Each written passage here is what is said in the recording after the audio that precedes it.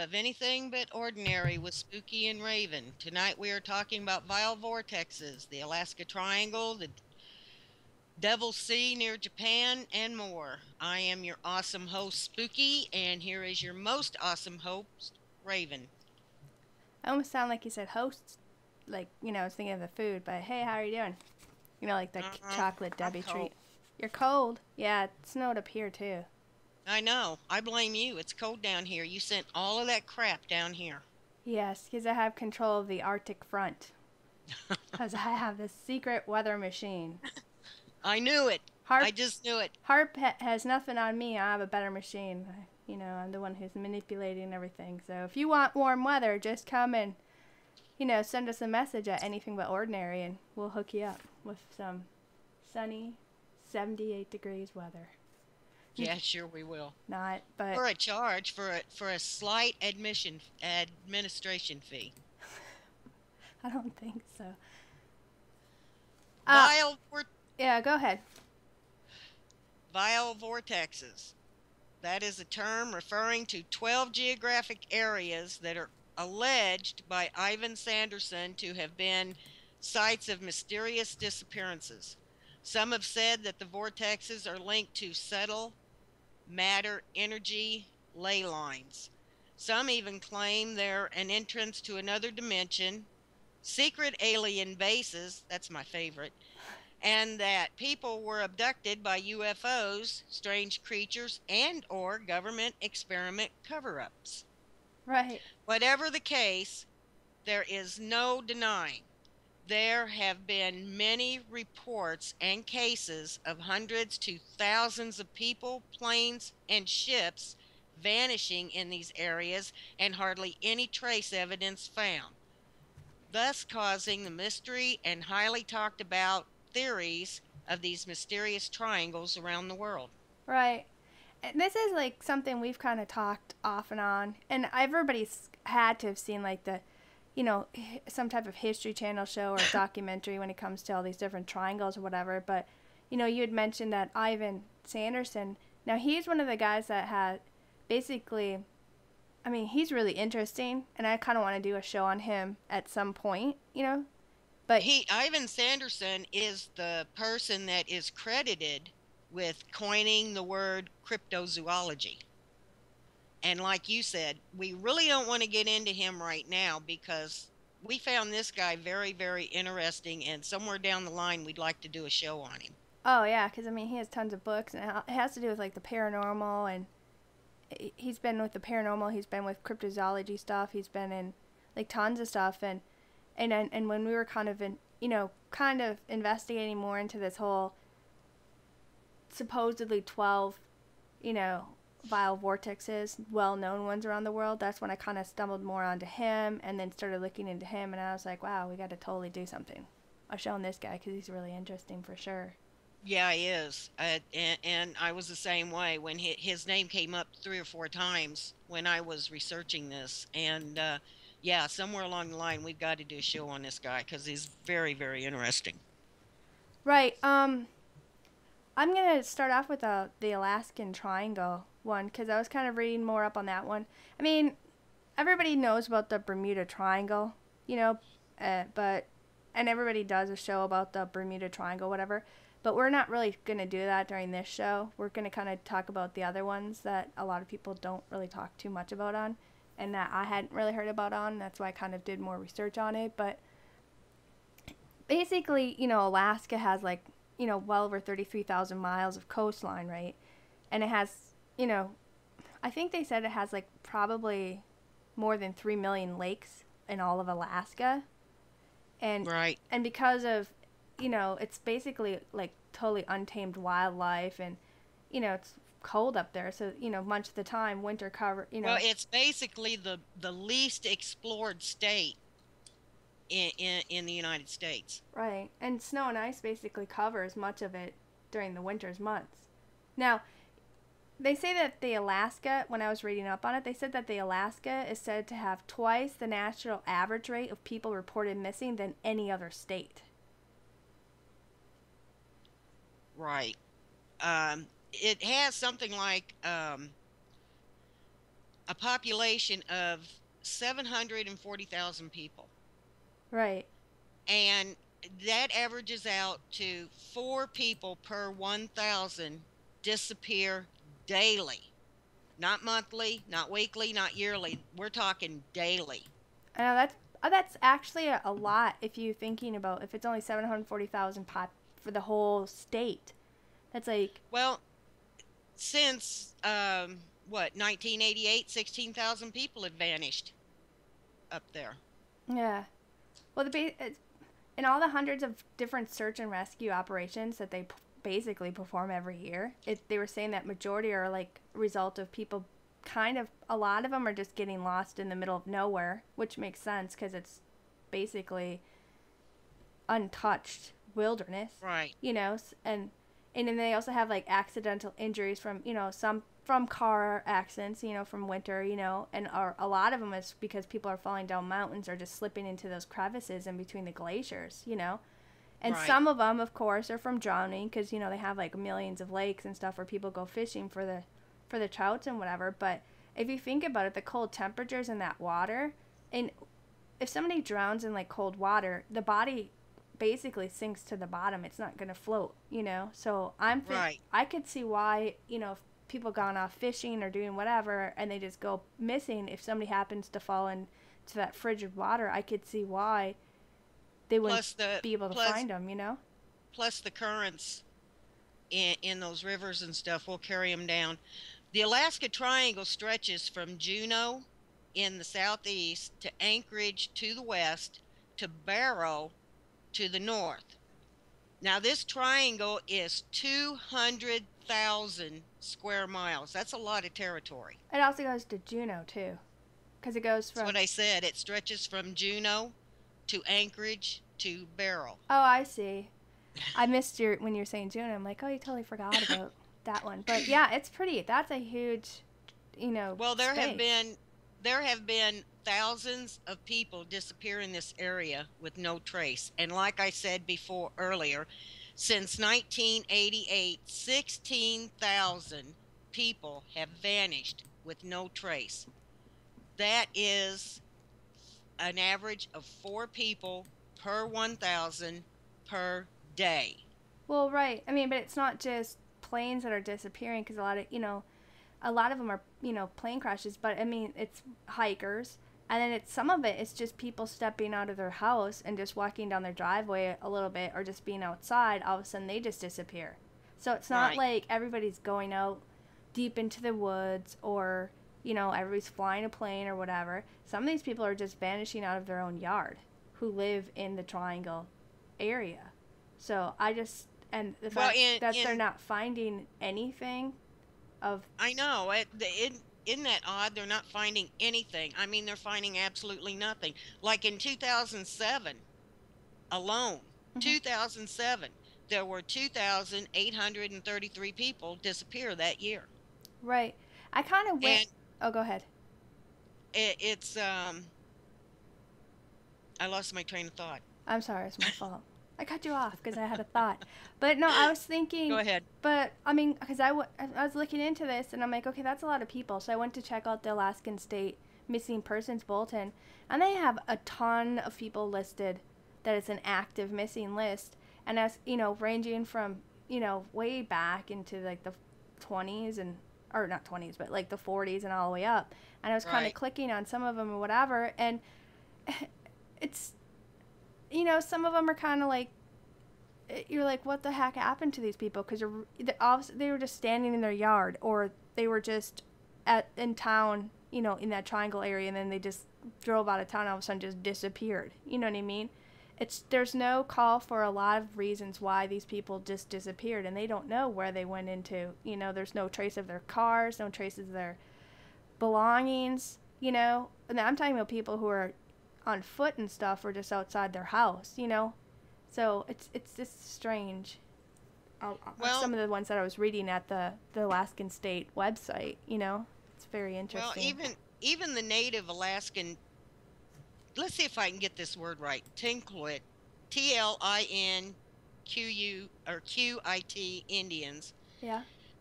that live near Juneau, they have actually integrated this mystery into their religious culture because they think or they believe it's an evil spirit named Kushtaka. And what this evil spirit does, it's a cross between a man and an otter, and it captures these people who have drowned, who have gotten lost, and takes them to his realm or dimension, never to be seen again. I don't think I'd But want to run into that thing. That's when you. yeah, but And most people in Alaska in the first place, they're always armed. Because you have to be. You know what I mean? So. And they. right, with all the wildlife and everything, you can't even go out in your backyard without a gun. You have to be Exactly. armed. You're always packing, you know? So Yeah. it's just the case, all the cases that I was reading on the internet and all the missing things that I was reading up on. I was just like, oh my gosh, I didn't realize that there was such a triangle in Alaska and that there was such a huge mysterious phenomenon of all these variety of things because it's not just airplanes and not just people in helicopters and stuff. It's, you know, random people in town or whatever, you know? And Right. some, Anybody within this, it could be anybody within this triangle. right. I mean, it's even people coming to visit, you know, disappear and stuff. Tourists have disappeared up there. Yeah, I was just reading so much of it and I was just like, holy crud. I didn't swear, caught myself, but I was just, you know, I thought, well, they also had that one famous uh, um, politician disappear, remember? Yeah, in November of 1972, a plane disappeared with two politicians on it. House Majority Leader Hale Boggs and then Representative Nick Begich, Yeah, you got and it out. also Begich, Yeah. okay? And also the experienced bush pilot. And the search lasted like 39 days before it was finally called off. But all three men were declared deceased, and to this day, the plane or the men have not been found. They have found absolutely nothing of this wreckage. Right. Well, they were flying from Anchorage to Juneau, so again, they were in Right, that triangle section. exactly. And now he was the Democrat from Louisiana, right? The Right, Boggs. And then the other guy, he was the father of the now Alaskan Senator Mark. right. So they're pretty well You known. were smart. You didn't even try that last name, I did you? know. I didn't want to butcher it. But and he was very well known, so the government also the US Well, House government got him. Majority Leader, that's a big that's a basically a big time politician. Well, right. So I mean, and it's when I was reading up on that guy too, they were saying that the U.S. government basically, you know, got into it too, and they were sending out the high-tech spy planes that they had at that time, you know, in '72, Yeah. to try to locate the crash site. But you know, like you said, eventually they gave up because They there's found nothing. absolutely nothing. Yeah, They found no wreckage, no plane, no bodies, nothing. and they had a flight pass, so they kind of know that where they would be flying overward, but they couldn't find Right. nothing. And it was because of this one particular accident is when Congress passed that law that it's now mandated for, you know, that emergency locator transmitters to be in all of the U.S. civil aircrafts, you know. But Right. even nowadays, with all the planes being equipped with the ELTs, they don't always work. And that's been known several times, not just in Alaska, but with other areas where planes are going down and they haven't been Well, able the to thing locate of it those. is too, there are still planes going down in this triangle with that equipment on there, and for some reason the equipment isn't working. Well, or something's making them not work, you know. Right. But that was like one of Well, the. that's what I meant. I mean, the equipment works until they go down in this triangle, and then all of a sudden, nothing. They can't find it. Yeah, it's out of all, and especially the technology we have today, you know, you'd think that you'd find some type of trace of something, you know, from cellular pings to what have you. Now, there was Right.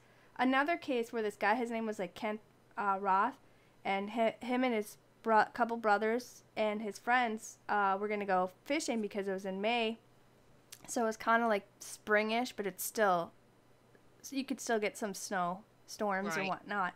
Well, he aboard, you know, for the trip, his family kind of asked him not to fly down on his small plane And so he agreed that he wouldn't, and he took the commercial Alaskan, you know, I forgot what it's called. Hold on, I gotta go look. Hired a bush pilot.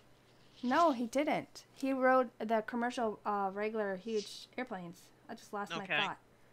thought. The Alaskan Airlines, the jet. He took the jet down and then met up with the guys who flew their own planes down because his family, his wife and stuff, they asked him not to fly because they didn't really like the weather. And he said, okay, I won't. And that's when he took the regular commercial plane to meet up with him. Well, Kent was, he was a biologist and worked with the Alaskan Department of Fish and Game. So he kind of understands the wilderness and the terrain Right. and how to do all that stuff. Well, it said that he flew to, the Silicon River and I can't even say this word, Yukon or whatever, Utah, Yukon, yeah.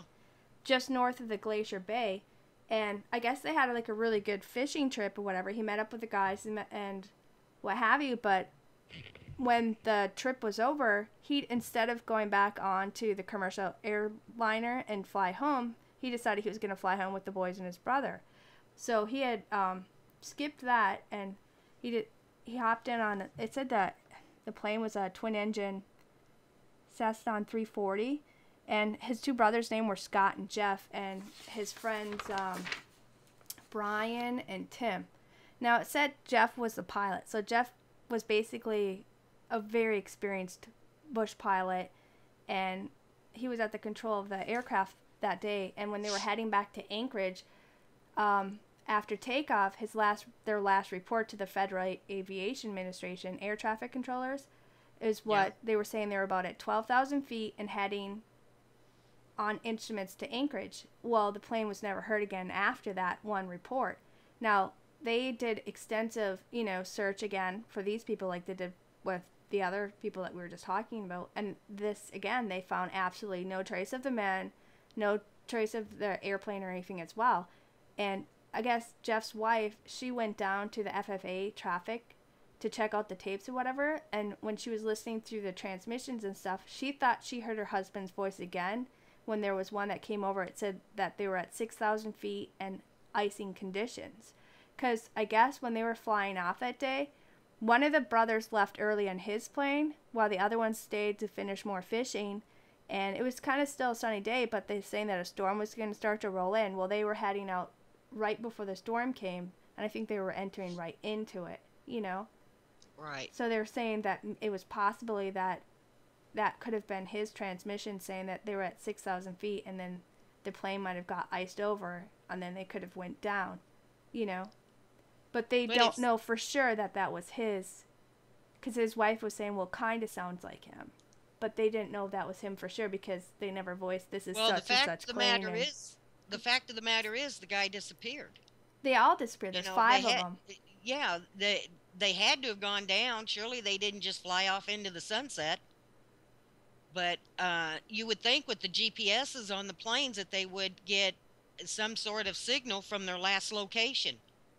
They would have to know where their last location was and start looking from there. That's what they're doing. And at the Juneau, the state capitol, they received information about, because all these people were donating money to help locate Kent because he was a big fish, he worked for the Fish and Game for Alaska and stuff. So a lot of people were constantly donating money to keep the people going out and searching for him and everything else. And because he was on leave, to this day, because he hasn't been classified as deceased, that they're still sending paychecks and they're putting it aside for him to come and get whenever he comes back.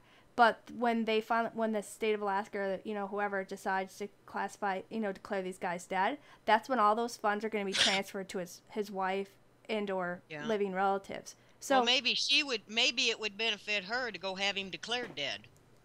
Well, I'm not going to get into that part for the money thing, but I'm just saying that even that, this is how well he's cared for, that they're still continually giving paychecks up to this day, for this man, because it's basically considered that he's still on leave or whatever.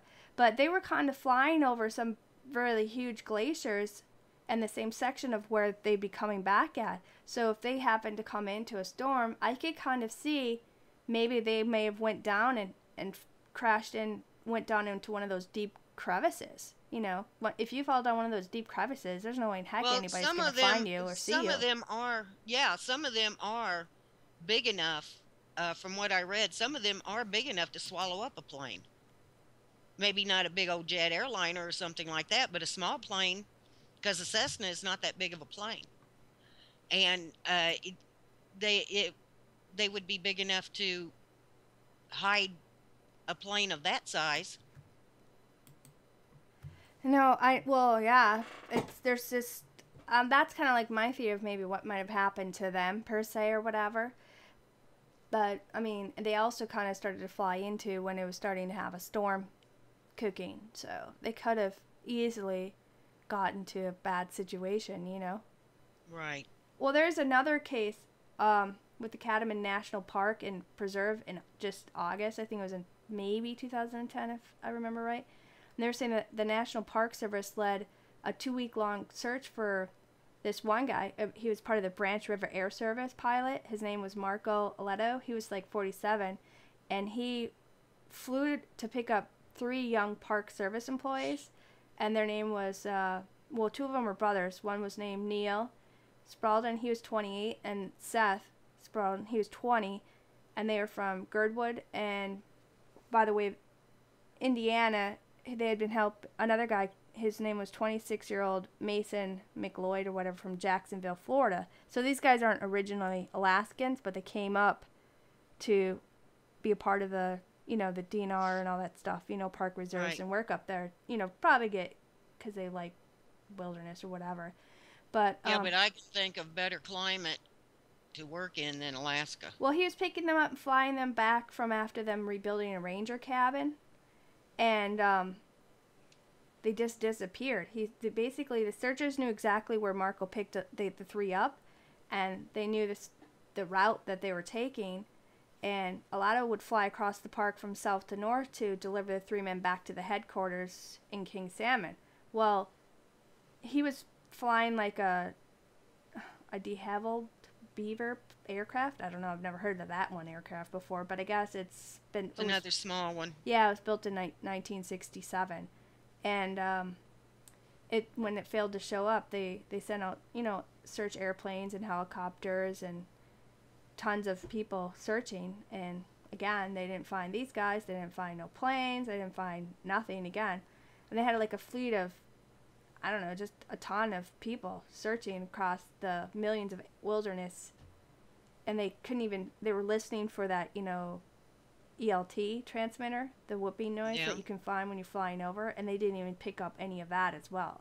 So, I guess Well, these are 2 small planes that could very well have fallen victim to the weather. I well, mean, this was in August, so it doesn't really it snow in doesn't really August. matter. I mean, weather up in Alaska, from what I've been reading about Alaska, Mhm. even in the summer months, the weather can be unpredictable. You don't know what's going to come up, high winds, whatever. I mean, you can say it was the harsh climate, or you can even say it was the fact there are multitudes of wild animals just waiting around to kill and eat lost hikers. But the strong winds up there are more than capable of bringing down a plane. Right. Well, but they were searching for these guys for a long time, and basically on September 4th, they'd already spent nearly more than $1 million search for these guys, and they basically scaled it back. And the Alaska Park Ranger Director Sue made a statement saying they've logged well over 60,000 flight miles over the past 2 weeks, and despite all their effort on the part of the park, the incident management team, and others, they had found absolutely nothing, so they had to call it back due to the safety of everybody who's involved at that point, and they have to Yeah. they have to take in consideration everybody who's putting their life on the line to look for these men that may possibly just be dead by that time. It's been 2 weeks. Now the family, all the family of these men got together, and they raised up about $65,000 to offer anybody who could find a trace of them or rescue them, because they still believe these 4 men could still be out there alive somewhere. But even if they did survive the crash somehow and injured, I mean, 2 weeks is a long time to go without food or water. Well, that's true, and you have to take into consideration too that if they're injured, they're not going to be any match for the wild animals that are up there. I mean, Alaska is loaded with things that can hurt you and kill you and eat you. Yeah.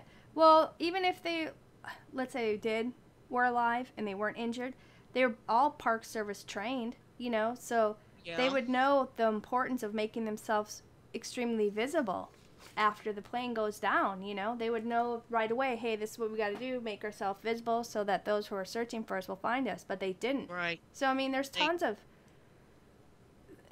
I think the fact that they didn't says that they were killed. They were either killed or badly injured and then died later, Or they disappeared into a or vortex. they disappeared Into into another a vortex. dimension or whatever. We don't really know what happened. That's the strange thing. There's always oddities that are going on. They're talking about. I mean, there's a lot of missing planes and choppers, that are disappearing. There's people just walking outside their homes that are disappearing. There's people who are hiking I that are know there are disappearing. thousands of people disappearing without a trace. And so, Thousands of people. This is not just one or two here and there, you know. I mean, this is thousands of people a year right. disappearing But that's and four to never heard five from people every again. day. There's like 4 to 5 people every single day disappearing Right. out of Alaska. That's a high rate of people disappearing every day for a small population compared to the rest of the United States. But like we said, I'm in agreement with you. You're in agreement with you that, or what I'm saying is that Alaska does have harsh weather. It does have untouched wilderness with wild animals. People can fall down mountains and into deep crevices in Yeah, the glaciers. So there and is it's like a some rational thought to how this can happen, but there's true. also the fact that out of all of these cases, Nothing has been found. everything reported in Alaska, not a single shred of evidence out of everybody And missing has ever been found. and Period. it's like I said before, this triangle is 200,000 square miles. That is a lot of area. And I would just about bet that most of that area is unexplored. Sure, you got your native little villages here and there, but from what I'm reading about this, even the natives aren't wandering in there. Well, And some people, and there are all kinds of explanations on it. Some and people have, theories and conspiracies, yeah. and theories, Yeah. you know, some people, I'm sorry, I found this one kind of funny. Some people connect the disappearances to the supposedly buried pyramid in the triangle. Oh yeah, seems there's this huge pyramid buried in the triangle that is larger than any pyramid in Egypt. I know, it's a new one for me too. But it seems that there was this major blast by the Chinese government due to who the heck knows what, and that somehow led to the discovery of this giant pyramid buried in the ground of the Alaska Triangle. Must Well, have been one heck of a major blast. kind of what I heard, I mean, I saw that too or whatever, but kind of what I heard was China exploded its largest underground nuclear test somewhere on, I think it was like May 22nd of 1992, supposedly. And geologists and Seismologists. yeah, I don't know why that got stuck in my mouth. They used that event to study the Earth's crust and discover, and when they were doing that, they discovered this like supposed large pyramid-shaped structure underground in the western Alaska between Mount Kinley and Nome on the Norton Sound. Well, to me, I'm like, wow, that'd be like something huge. So you think that you would announce it? You know what I mean? Like, hey, we found this pyramid, where it would be on the news or something. You know what I mean? But It was on the news in Alaska. supposedly, I don't know. I didn't see Supposedly. anything. I kind of looked it up. I didn't see it. But even if the theory goes that that's like you said, the pyramid's even huger than the Egyptians, whatever. But they're trying to say that this pyramid, there's a bunch of people talking about, but they're saying that it harnesses enough energy that it gives electricity to I think they said it can go I to can't 4 imagine large no cities and up to, I mean, I guess yeah. it's helping send energy to the Pentagon or something. I can't imagine something that big being up there and nobody knew it. I mean, one theory is that it's a base, but no one seems to know who runs it or what it's used for or why it's even there. Yeah, So, I don't know. But I guess you can. There's people who are showing like if you Google Earth this whatever it can show where the pyramid is. But the one thing that I did find that is actually interesting and is for a fact is that the HARP facility sits right basically smack in the middle of this Alaskan Triangle. Now HARP is like 4 hours away from Anchorage, Alaska, and HARP is a high frequency active aerial research program, and it's like you know does research and stuff in the isn't that the place that's supposed to be able to control the weather? yeah, well, they were supposedly saying they're just it's run by the U.S. Air Force and the U.S. Navy, and also part of the University of Alaska, and the Defense Advanced Research Project Agency (DARPA), and their research program is for ion spheric stuff or whatever. But I know there's a lot more to it. But it was designed and built by the BAE Advanced Technology, and its purpose is to basically analyze the ionosphere and investigate potential for developing and enhancing technology for like radio communication and surveillance or whatnot. But they also say the HARP program operates in a major subarctic facility, and it's also part of the Air Force owned site near the Gonko, Alaska. It's right near it too. But they, from what you can go and see this facility on Google Maps. I mean, you can zoom in and see it. You just type in the, HARP or whatever, and there's like an address for the building, whatever. But they supposedly just shut it down after it seemed like a bunch of people have been talking about, the HARP issues and how they're using it to manipulate the weather. But if this big facility is there and it's causing out all these electrical what have you to test certain things in the sky, whatever, that might be the cause Well, of. they have dozens of these so-called antennas that are shaped like satellite dishes, which basically, in my opinion, that's what they are. They're not satellite shaped, actually. They're a different shape, but they're this. But wasn't there a story though? One reason why they shut it down was because someone got killed up there or something from an electrical charge that came from one of these so-called antennas. No, they wouldn't shut it down because some random Joe Schmo died from it. They're using it for a whole big government thing, and a lot of people kind of know it or whatever, and that's going to be a different show, when we talk about conspiracy stuff. But I'm just mentioning it now because it happens to be smack in the dab of the middle of this Alaskan Triangle. But Right. because of them having all these well over miles and miles long of all these tons of different antennas and things that are putting out and manipulating the area and the sky to create certain effects and stuff, I could see that maybe this place at the time could have been manipulating enough that could cause some planes to have malfunctions that might have been flying in the area.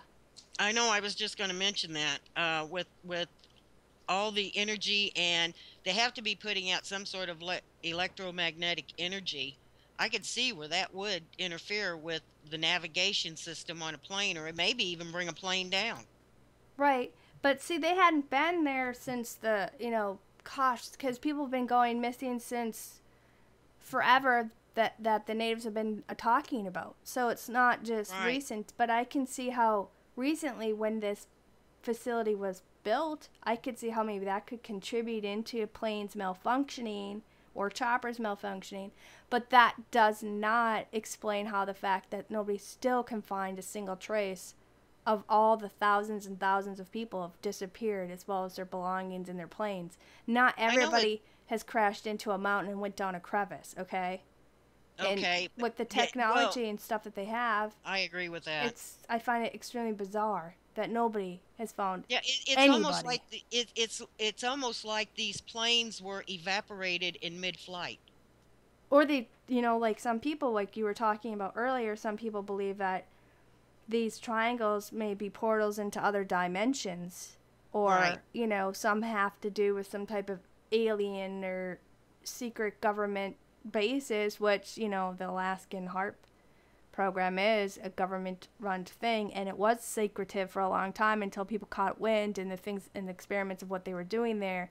And because people know so much about it, all of a sudden they just shut it down and the website, because you could used to go to the website and watch what their experiments were they were doing, and they would tell you where the next storm was going to be, because they were kind of making them happen. They could control the weather, and that was one of their big research things that they were doing, was controlling and manipulating weather.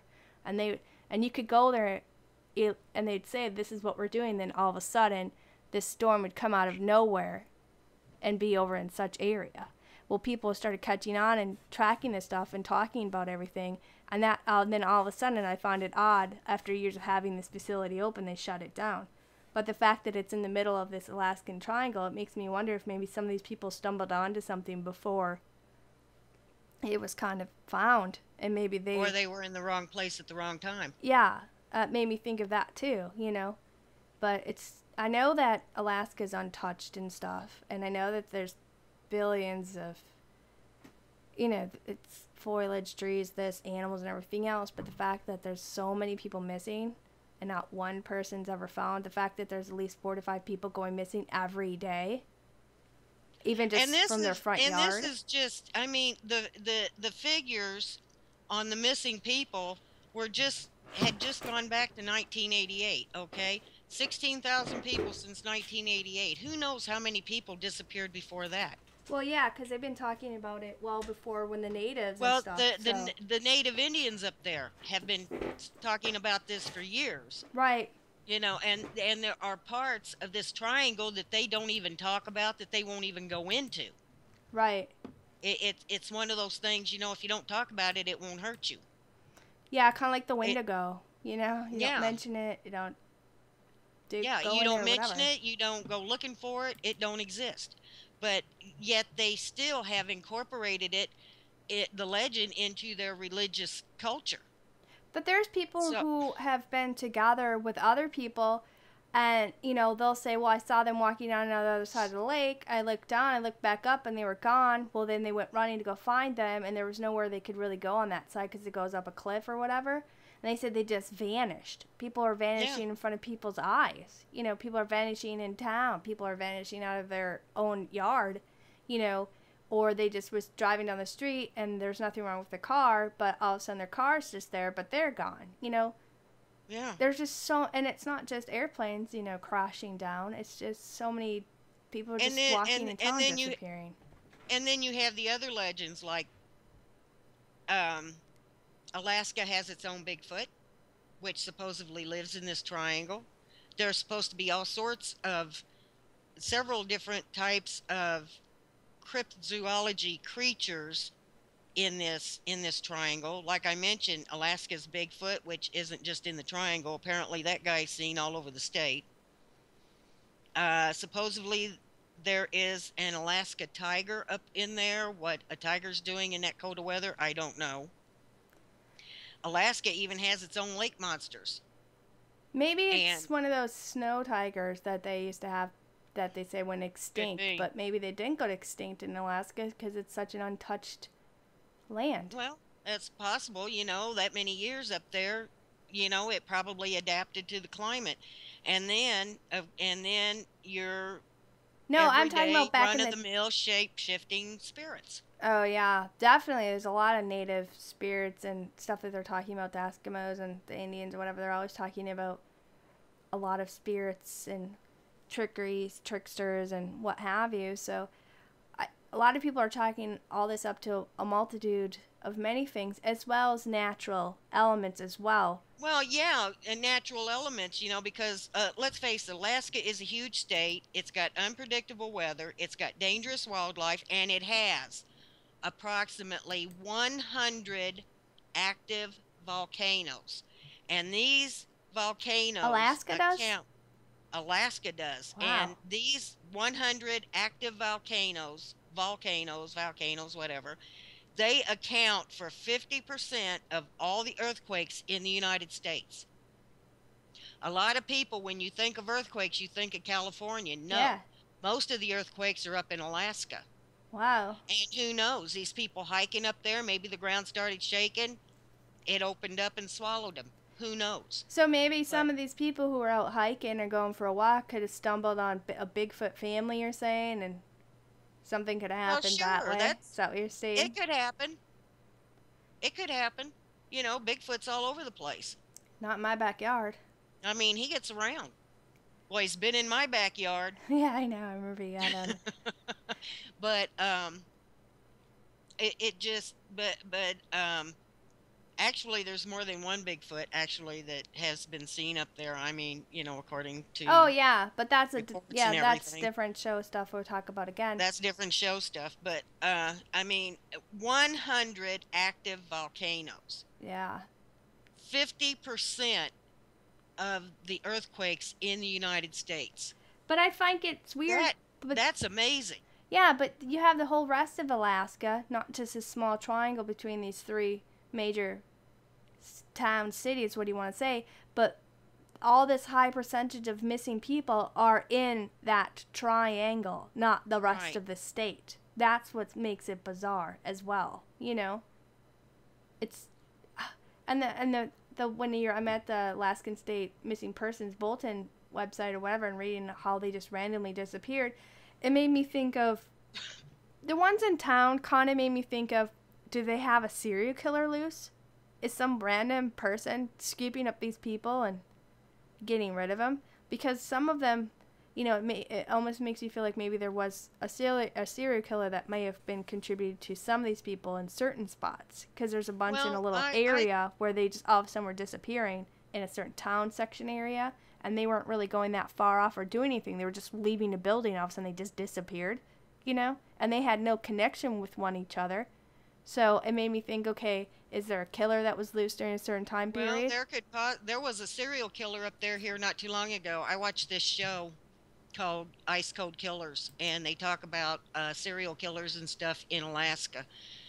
And I think the this one program that I watched, there was one up there in, I think it was 2011, maybe 2012. It was recent. I would not doubt it. I think that some of these were maybe attributed to Foul play. foul play, Right. but all of them can't be. I mean, there can't be that many One, murders yeah, up killer. in. Yeah, so what, like everybody in Alaska's crazy or And what something, kind of yeah. guns are they packing that they can bring down a plane? Well, not that. I'm talking about people who are stepping out of a building onto Main Street and then all of a sudden they're never saw again, but their car's still there. And there was multiple people kind of in similar areas, but it was spanned out not just in 1 year, but between 10 to 15 years. And well, that could, someone could be killing for a little bit and then Well, Alaska move does on to have a. another section and then kill a little bit.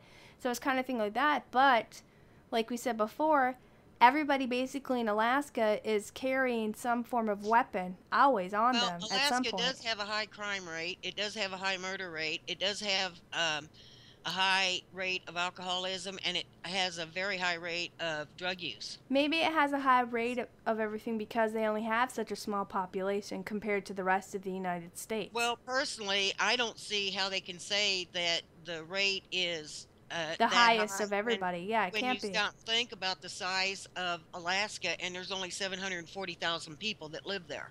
Give a little bit more or less, but yeah, Yeah, a little, more or less, 740,000 people in an compared to area the that you rest could of the put states. Texas in twice. Yeah. So, I mean, because they can't say, well, they have the highest of all states. That's BS because they have a way smaller population than everybody else, and I could see why they're probably, that doesn't count for a good average count, I think.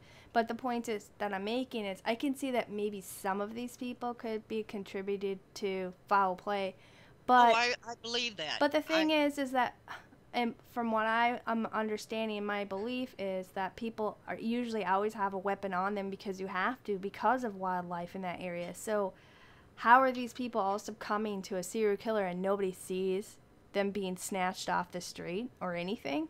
Or it's why are their cars and everything just left behind, but they just There's disappear?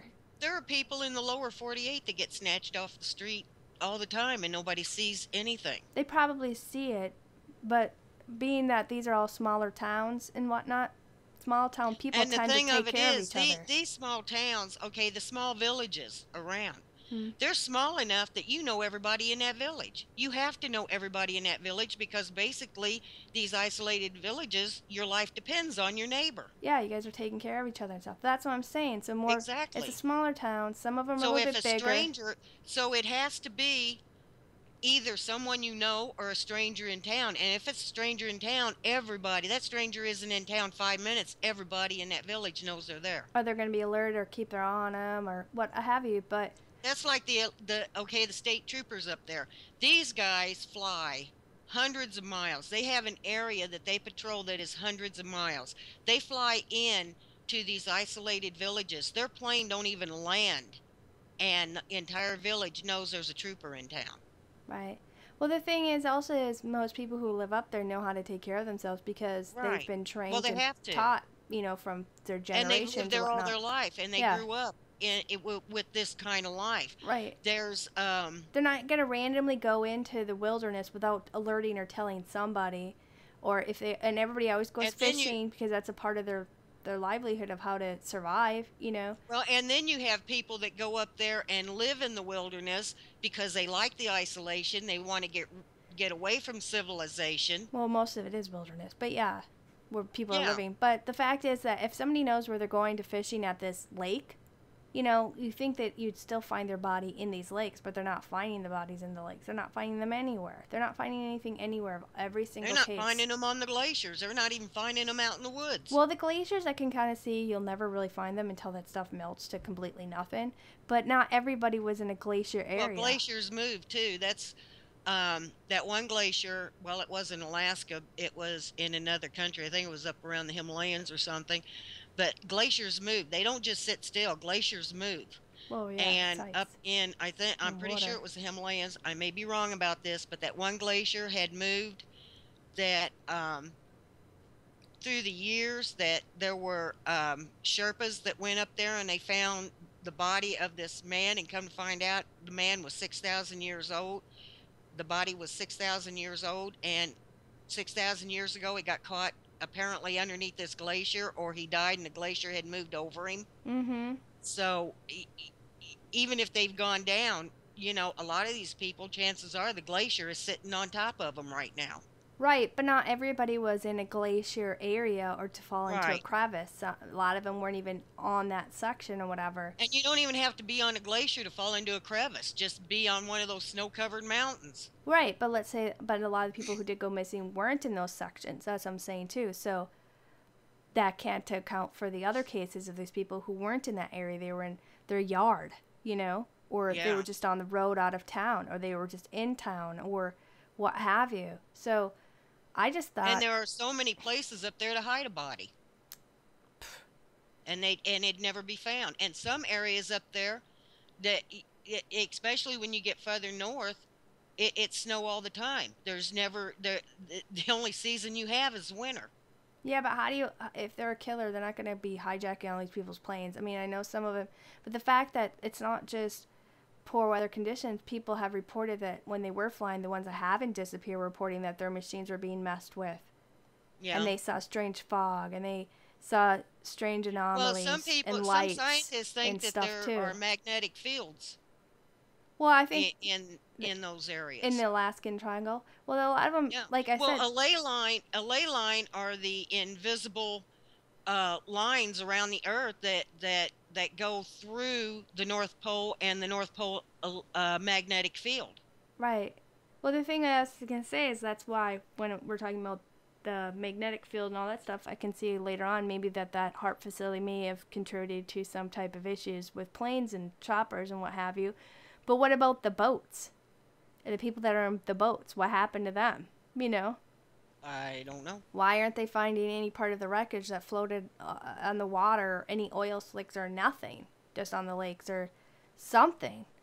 I mean, I know it's like they go down suddenly and there's nothing.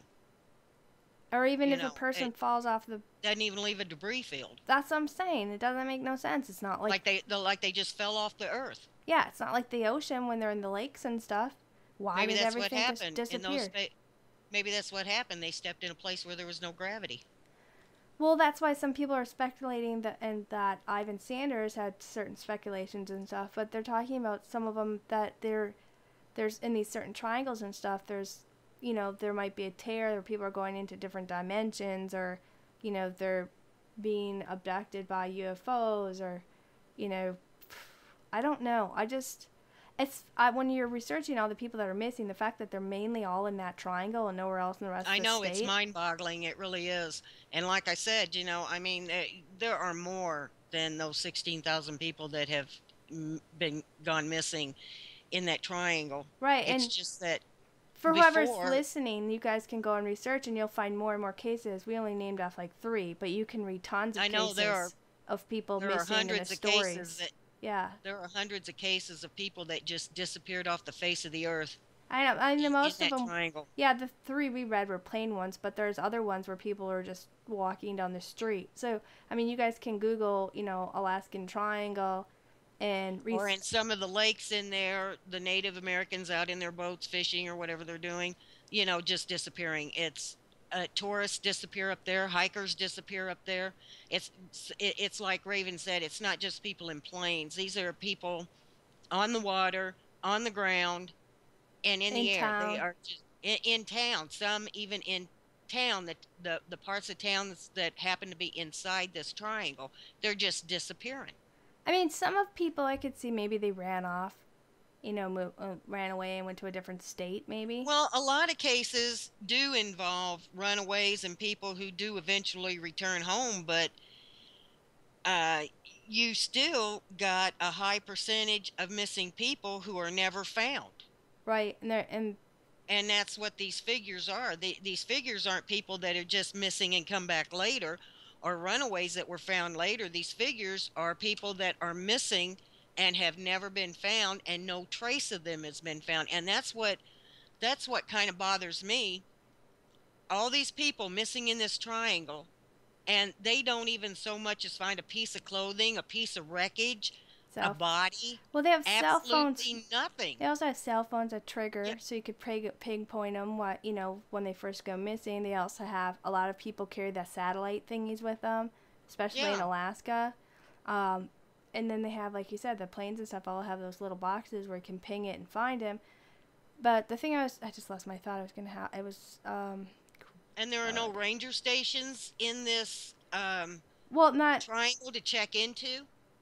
well to a point, but they're not as much as you think that they would be. Where there are like in other midwestern states where there have some wilderness weather. I mean, Alaska's huge. Okay, what are these Hmm. random dudes gonna be all over the place out in the middle of the woods by themselves without any contact? I don't think they're gonna have all the Well, there's not special there's not cabins that or many raising. there's not that many rangers up there. There's not that many state troopers up there, and the ones that are there, they have a vast amount of area that they have to patrol and cover.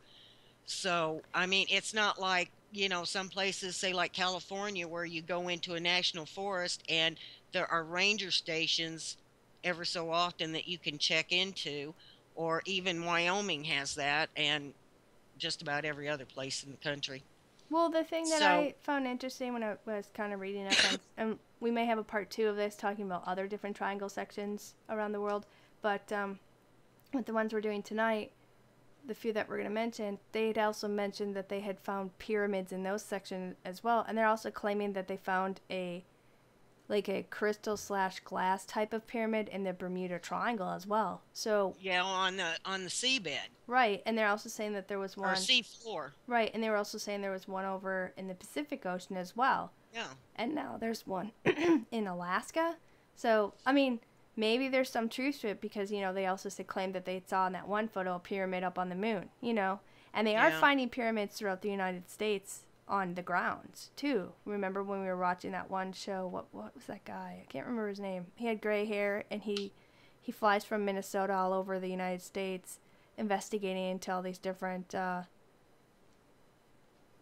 historical type things. Like Oh, Vikings and this and yeah. that, whatever. You know who I'm talking about? I can't I think know of who the you're name of the talking about, but I show. can't think of his name. Yeah, I can't think of the show. But he'd also ran and discovered how there were certain pyramids just randomly in different states in the United States. And now there's one in Alaska, but it happens to be in this triangle. There's one in the Bermuda Triangle. There's one supposedly in the Pacific Ocean near, the Devil's Sea, which we're going to talk next after a break, When we come back from break. Why Yeah, don't we go so to break? I And find I find that kind of interesting, that, and people are saying, well, you can go on to Google Earth and Google Map, and they have certain coordinates where you can go and kind of zoom in and see these supposed pyramids as well, And I guess there's one also even like in Lake Michigan, a right. pyramid. So why are all these pyramids all over the place then?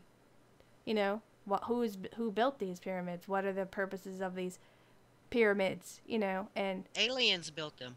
I don't know. I mean, the subjects we're talking about doesn't mean like me and you're like, oh my gosh, we believe everything we're saying. We're just conversating about some interesting things that we kind of ran Yeah, into. it's like we've said before. Raven and I Skype a lot, and we talk about anything and everything.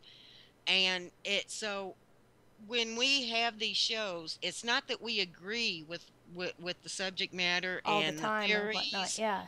and all this other stuff. We just think it's an interest to us, and we just think it would be interesting to other people. Yeah, so we just kind of throw it out there, and all the stuff we come across, just sometimes are things that aren't so much talked about, and we are always bantering about these bizarre things or whatever. But I don't know, the whole pyramid thing. I just think it's really odd. But the fact that if these are things are being found, I think why aren't they being reported more widely? Why isn't it out there more than not just in some people's conspiracy theory blogs and It's a government websites? cover up. Well, Government thinks the American people are stupid, so we well, don't need to know about those pyramids or UFOs or things like that. well, it could be, but the HARP facility was a big covered. It was covered, and nobody knew about that stuff for a long time until people broke it over the internet, and then they Yeah. had to finally admit to it. So it makes me think, did some of those people disappear because they stumbled onto that facility? You know? Yeah. And why all of a sudden it got shut down. But I definitely think that may have played a role in to some of the malfunctions of people's instruments, But the fact that they're seeing weird lights, UFOs, you know, having weird energy phenomenon, strange fog, and, oddities in the triangle, but not outside the triangles, I guess, Right. you know what the moral of this whole Alaskan Triangle thing is, I guess, not moral, but basically what you want to say. Just stay out of Alaska, or if you are in Alaska, Don't go up there with your brother, because most of them disappear with their brothers. well, if you don't have a brother. But anyway, I guess the story about when it comes to the Alaskan Triangle, it's just be safe while you're in Alaska, or don't go there, or into the triangle, Don't go off into the wilderness. or That's alone, or into the triangle anyway. At least, yeah, really. it kind of seems to be. I don't know. I do want to go to Alaska because I think I would love to go up there. I'd love to take a cruise up there. cruise. They have Alaska cruises I wouldn't. where they cruise along the shoreline, and you get to see glaciers. You'd be and, stuck and on a boat the whole time with a bunch of strangers. You really gonna like that?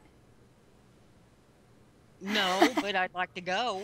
See, I would just go up there and hang out in the wilderness, and I would like to experience the whole Alaskan type of thing, but I don't know. I think it's weird, and I totally encourage those who are listening or those who listen later on our YouTube or at a Ustream site to go up and read about the Alaskan Triangle, read about the disappearances, go to the Alaskan State Missing Persons Bureau and kind of click on all the thousands of different pictures they have up and read how odd, where they disappeared from, why, there should be no reason why this person just vanished into thin air. It's almost like somebody was walking down the street and then whoosh, they stepped into some portal, Hmm. Some of them were just like that, so it was really bizarre. Do you want to take a quick break?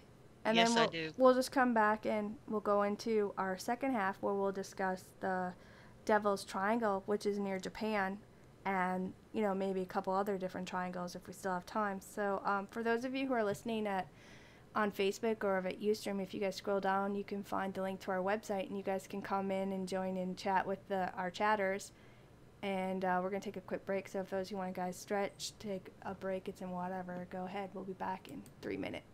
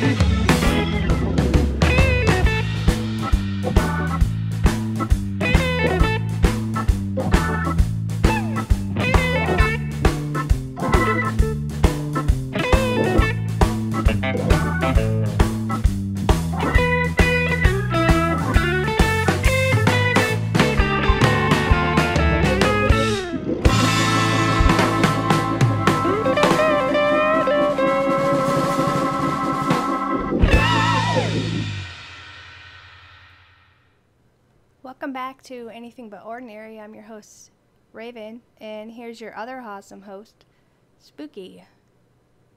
You almost said I'm spooky. Yeah, I did. You gotta put your headset down. I can't hear you when your mic's up in the air. Sorry, I keep forgetting that. I did. I almost said I guess I You want to be almost you. said I'm spooky. Yeah, I'm spooky. Fake people out. No, I'm not spooky. I just don't know why I almost call myself spooky. I think I was looking at the photo when you switch I've over. messed up before too.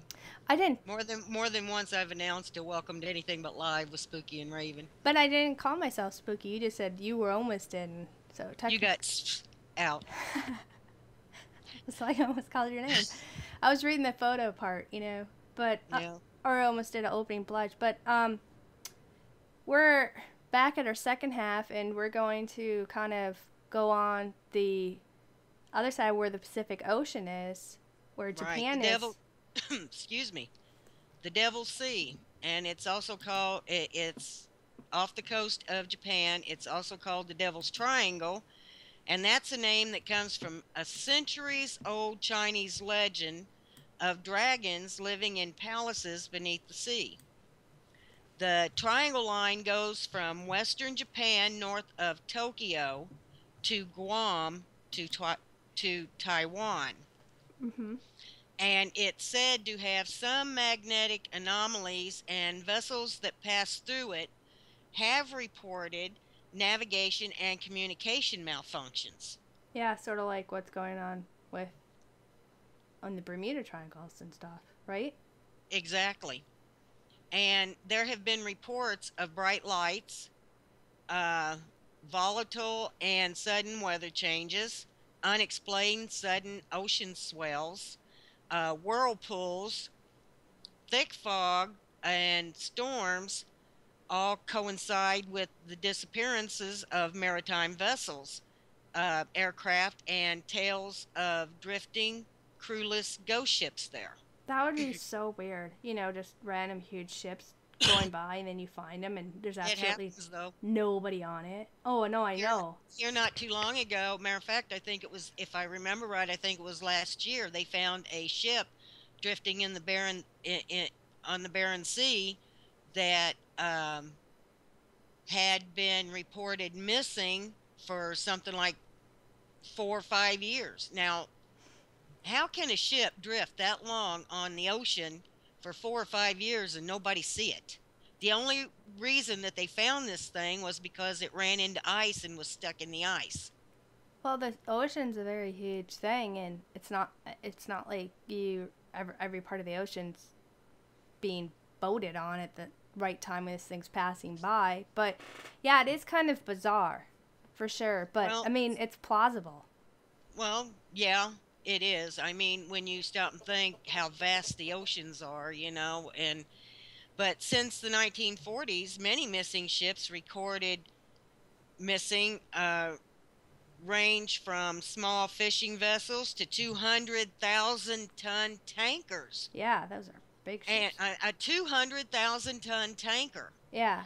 And I mean, and we're talking about American and Japanese warships and airplanes, and Soviet nuclear missile submarines have mysteriously vanished in this area. A nuclear submarine vanished in that area. Yeah, I know. That, out of all of them, that's the one that worries me. Yeah, I suppose because of the nuclear bombs and stuff on it. Yeah, and most of them were lost without ever sending out an SOS. And for people that don't know, that actually stands for Save Our Ship. So and they left no clue to to their fate. What happened to them? Right, they just disappeared. And these waters. Yeah, go ahead. Go ahead. No, go ahead. Go ahead. Go ahead. Okay, and these waters have been claiming victims for centuries. And uh, so long, You know, like a long, long, long, long, long time ago, Japanese sailors gave this region the name Mano Umi, which means the Devil's Sea. so that, oh, that's how it got that name. That's how it got that name. It's actually referred to, it was referred to as the Dragon Triangle, because, like I said, that was from a Japanese legend where of dragons living in palaces beneath the sea. It wasn't until later that Japanese sailors started caught because of the disappearances and stuff happening, the volatile weather and stuff happening within this triangle, that they just named it the Devil's Sea. Oh, so basically back in the day when they first coined it, they were basically saying that because of the oddities and things that were going on, it was like these great sea monsters or Yeah. something were taking down these ships Right. then. Yeah, a Japanese legend tells of unknown forces that overpowered the strongest of the ships and about great sea monsters that drag sailors to their death. You know, some people have said that the Dragon's Triangle here in Japan and the Bermuda Triangle, that they basically align point to point through the center of the Earth, and that they have exactly the same latitude and longitude, and that here, let me throw up the picture here for that kind of a little bit so you guys can see what we're talking about. But they're saying that both are located at the eastern end of the largest continental masses, where the sea's Yeah. current are colliding with the warm and the cold water, and they're both over volcano areas, and they both have Right. deep trenches, it, both in Bermuda and here on the Devil's Triangle over by Japan and the Pacific Ocean.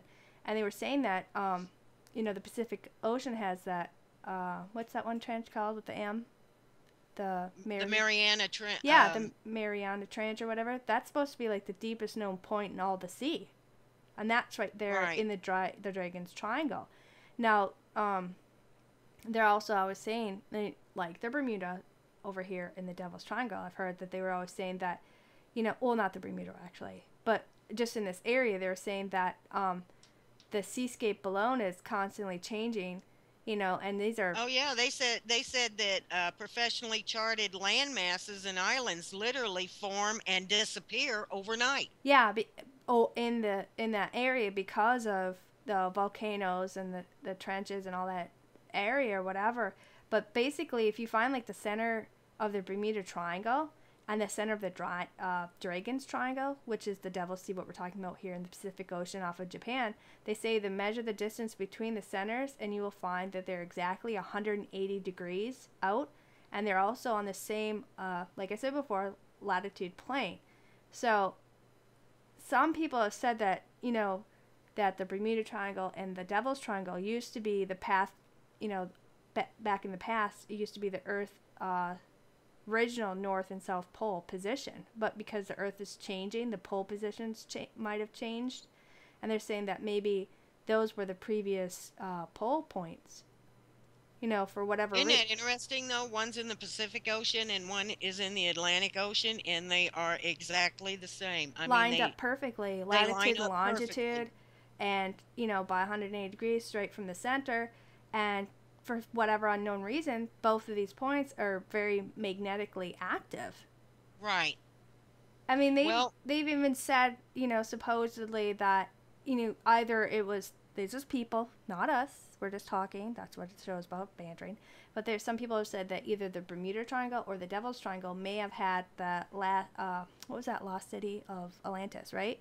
May have been oh in. yeah, the lost city of Atlantis. Everybody knows Atlantis. That's that city that sank for no apparent reason, and it Well, some people there is still remains well, lost. there is apparent reason, sort of, but some are saying that they had learned to had such technology, and they learned to manipulate and use the energy and the magnetic fields of the Earth, and that they may have been in the Bermuda Triangle, let's say, and that they were at war, and they might have harnessed too much of the energy, causing a pole which created on the opposite side, exactly in the same latitude and longitude, the Devil's Triangle, thus Right. it creating it to have that same bizarre anomalies as it is happening in the And Bermuda that's the Triangle. thing. Both of them have the exact same anomalies. Right, They're just to a T absolutely practically. identical to a T. Yep. One of the earliest reported cases was of Kubla Khan, who made two unsuccessful attempts to take over Japan in the 13th century.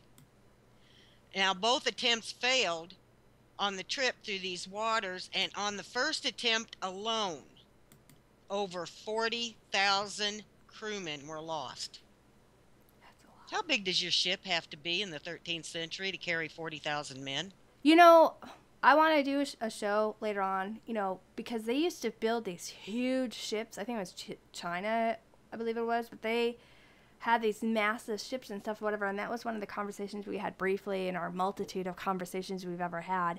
That had to be more than one ship, though. 40,000 men. I mean, he was going in there to take over Japan. That had to almost been an armada.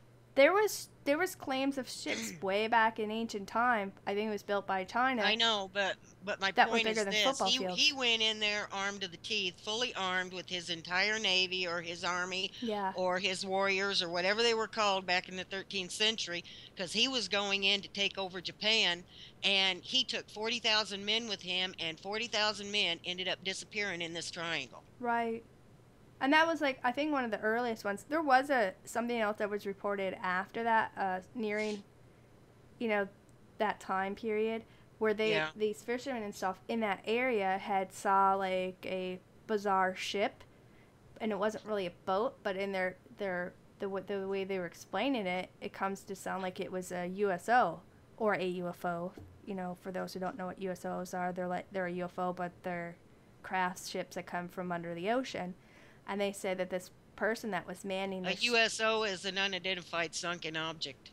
well, but it was up out of the water at the time. Yeah. And when they saw this thing, it was being manned by this woman in strange clothing, and she spoke a foreign language. And that was something we'd also mentioned on our UFO show as well. She was brought up at that time too. And it was in this area as well. So a lot of people are talking about they're constantly seeing USOs in this area too. And the Russians had saw one of the Russian military people had experienced, you know, a USO in the area, and it's documented, and they talk about it openly. And there's tons of things on it on YouTube that you guys can go and watch about it. And I was just like, wow, that's crazy. But I mean, in 1950. Well, in 1950, though, the Japanese authorities declared this area to be a shipping danger zone. Right. Well, in 1952, they also set out like a research project to discover what the true source of the mysteries of why this triangle, these people are disappearing and what's going on. And they sent a research ship out, and it disappeared too. And it had 22 crewmen and 9 scientists, and they just disappeared without a trace. And they went out to investigate why people are disappearing. I know it happened to them. Excuse me, I'm having throat problems. Yeah, that I find that kind of ironic. They send out this ship to find out why these things are happening in this area, and the research ship disappears. On September 9th in 1980, the Derbyshire was carrying 150,000 ton of iron ore, and her entire crew disappeared 230 miles off the east coast of Okinawa in this triangle. Now, that was the largest British ship ever lost at sea. This thing was huge. It was longer than 3 football fields. That's twice the size of the Titanic. Yeah. You think something that big was... I think it was only a couple years old too, from what I remember. Yeah, well, it was like 4 years old, and it was crewed by experienced mariners that just simply vanished without even sending out a distress call. And again, leaving no trace to and what without a happened to trace, him. Yeah. left absolutely no trace of this ship that is 3 football fields long. See, here's my thing. When you have something that huge and boxy and square, it makes you wonder how well it could really maneuver and manage in such crazy, volatile seas and storms. I would think something that huge might have the capability of just snapping in half, because how well of you know much welding and building, you're building this thing for years. If somebody just did their, said screw it, I'm tired of working on this patch, it's good Okay, enough, look at and they well, do a it faulty to shot me on it it. had to have snapped in half. Look at the Titanic. The Titanic, when it went down, witnesses said it broke in two. When they finally found it, it was in two pieces. The Edmund Fitzgerald that went down in Lake Superior broke in two. Right. So a ship that big it couldn't have gone down in one piece. Right. It could have snapped right. And the fact that they're saying there's volcanoes and everything in the area, but the fact that this is huge boat, it's only 4 years old, and come Well, on, Japan does. they're, There are active volcanoes around Japan. but listen, there could have been human error in building and welding this huge. What did you say? It was 3, 4 football fields. Three football fields long. It was twice the size of the Titanic. Right. So And while they're building this, welding this, and creating this, somebody could have messed up on one section and it could have been weaker, and after so much, storms, weathering through certain storms or whatever, it could have, well, if those waves get big enough and the way that ship has to go up and down that wave, sooner or later, it seems to me that ship's going to snap. That's what I was There has thinking. to be there has to be a weak spot Especially with that huge of a somewhere in ship. there. That huge of a ship. Where are they building a ship that huge to Because carry iron ore? some people think bigger is better, and it isn't always the best choice. And you think they would have learned throughout history because of so many other cases of things like that happening, but people don't. They just keep making the same repetitive, historically repeated, stupid mistakes. But, smaller boats, to me, it's more manageable. I'm not saying tiny boats like you see in little lakes or whatever. They're still huge boats too, but 3, 4 football fields, I can kind of see that, that could have went down by natural causes because of, I think, Well, and if you maybe still think human it, error when they were building the ship. There had to have been some type of weak point, because there's no way in heck they built that thing that perfectly well, if it's iron that ore is huge. heavy. Right. And Iron ore is heavy to begin with, but what if did you you say it stop had putting 150? it had 150,000 ton. Yeah. And for a ship that big, three football fields Yeah. long, that to me that doesn't seem like much of a cargo. Well, I guess not, but to me, that I think the ship alone may have But it been could its still own be fault. heavy enough, to work on that weak part of the ship.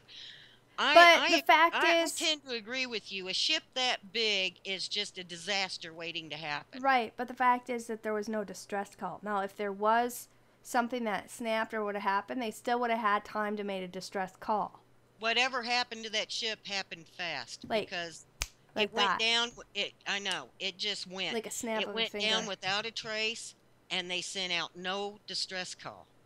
None of these people have, really. When I was reading about all the different planes and ships with a P. Most of them went down. There were some that were able to get distress calls out, Really? Because but the ones I was reading, they but didn't. most that went down, most of the ships that went down in the Dragon Triangle, most of them that went down so fast that they didn't. They that they either didn't think to send out that distress call, or they were not able to for some reason because of maybe the ship went down fast. I But don't think that they would never not think about doing it, because you are trained. That's your position. That's your main thing to do. So if that's that person's job, they're on it, especially when it comes to certain things. Everybody has a certain position that they're trained well before, all the right. time, before, Well, take the Navy on, for and example. after. Yes. Yeah, take the Navy for example. During World War II, you have a radio man. During World War II, when these ships were being bombed and stuff, they still managed to get out distress calls because there's one person at that radio. That's his job, to operate that radio, to take communications, to send out communications, and to send out distress calls. But these ships went down so fast that no distress call was sent out. And I wasn't laughing because the boat went down, but you said ships so fast, it almost sounded like something. We're saying ships with a P, people. Sometimes. SHIPS people. Yeah. Sometimes people think we're saying something else, but we're saying with the P's. But Well, Yeah. there are a lot of people though who view the natural environmental changes as the cause of these anomalies. One explanation is the vast field of methane hydrates present on the bottom of the ocean in this area. Oh yeah, because of all the And volcano and all the stuff. methane, for people who don't know, I'm sure y'all know what methane gas is, but methane, or CH4, it's a chemical compound of one carbon atom and four hydrogen atoms, and it's one of the most common gases in the universe and on Earth. It's valued for its energy productivity capabilities, but it also has the ability to wreak havoc on the Earth's fragile ecosystem. So it has both good and bad properties. Yeah, Well, they talk about a lot of methane stuff in Alaska too. I forgot about that, but go yeah, ahead. Yeah, go ahead. Sorry. but methane clathrates or methane hydrate ice, it'll flash into a gas when it rises above, um, I think it's 64.4 Fahrenheit. Mhm. And the gas eruptions can interrupt the buoyancy of a ship and can easily sink it, leaving no trace of debris. I mean, that ship just goes down. It's like it's being sucked under. And the gas will also, it'll explode if it comes in contact with an open flame. Well, you got a ship that goes down that fast. And I mean, let's face it, the heat and the fires are not going to be out immediately if the ship goes down fast enough. Right. Well, they say the large. Especially if it's taken right to the bottom.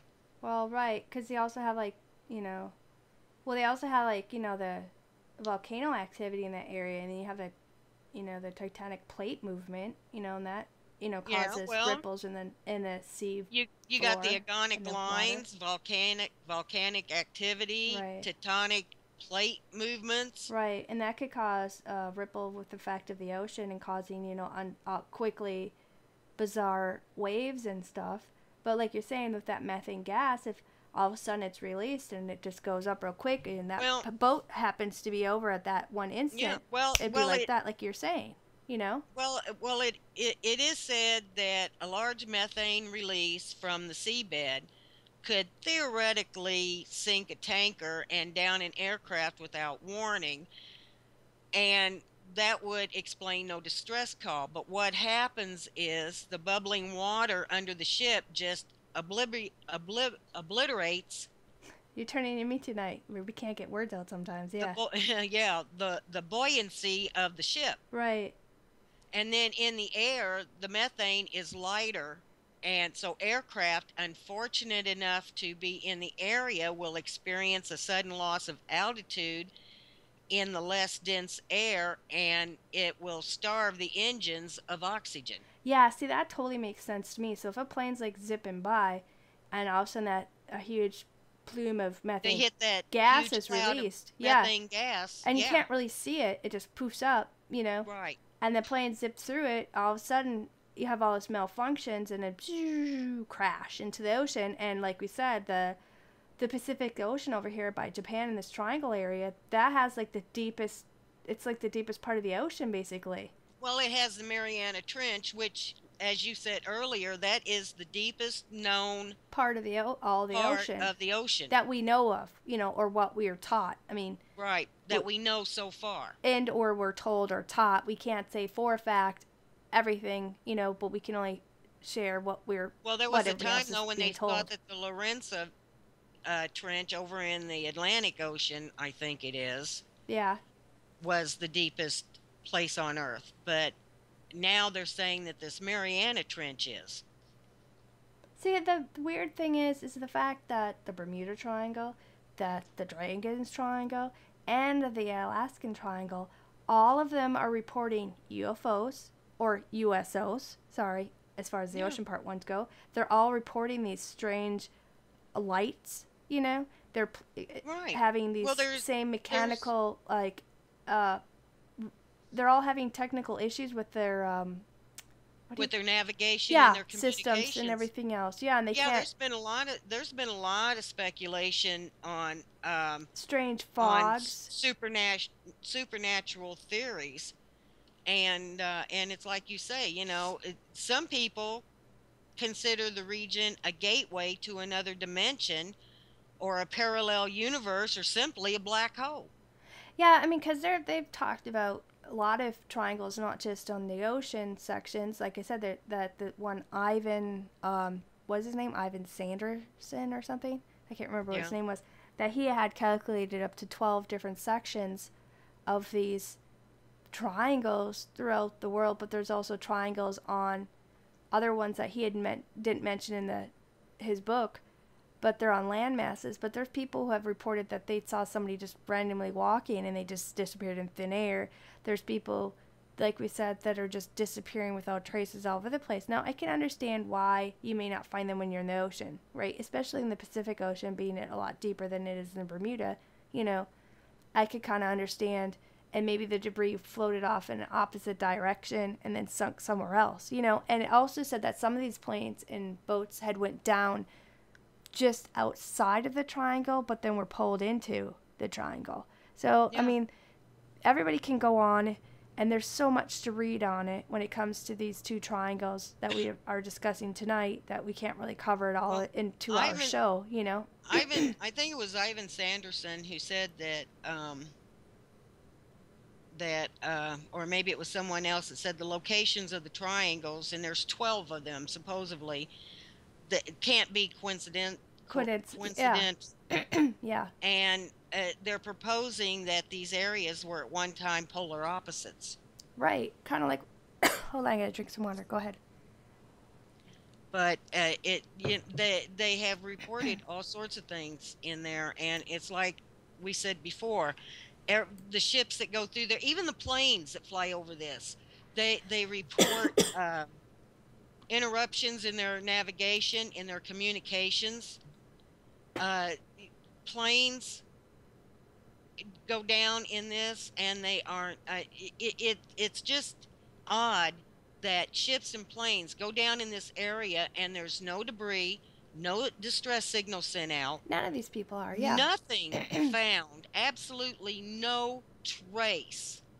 Well, the thing I also find interesting is those people who did survive it, they were talking about seeing these UFOs in the area. And like I said, there are some YouTube where the Russians ship and the Russian Navy, or whatever they call those people, that they were talking about their experiences. So you guys can go and look it up and just type in the Devil's Sea near Japan, Russian USOs, and it'll come up with it. And they're telling how this thing was circling them. It was under their ship, and it was just ginormous. And there's planes, and people were talking about that they were in the area and flying by, and they were seeing these unknown flying objects coming out of the ocean and zipping around them. And, you know, when they were seeing these things, they were having issues with their planes' navigational equipment, and also having control over just flying their thing. And then after the stuff leaves, and then all of a sudden they got control again, you know. Were also the fact, I mean, I can see why it'd be hard to find something in, especially the Devil's Triangle, because it's so huge. It's a really harsh, more seas than it is over in the Bermuda, you know.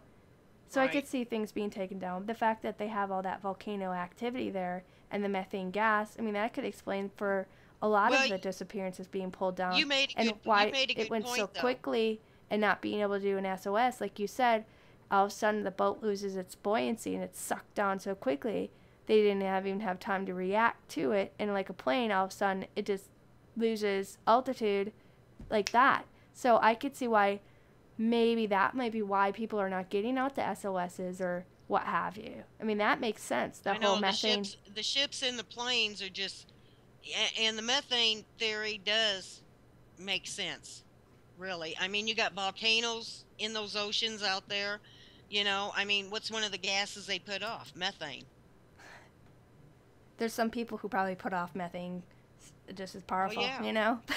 No. that's true. Ooh, I've been yeah. around them, but and another point that you made too was that the oceans on this side, are in the Pacific, are harsher and actually more dangerous than on the Atlantic side. Well, yeah, and I think you had mentioned didn't you just say I think you said in the 50s that the Japanese authorities said that they were claiming that this is a shipping danger zone. Please avoid it. Go Right, around it. Don't go through it.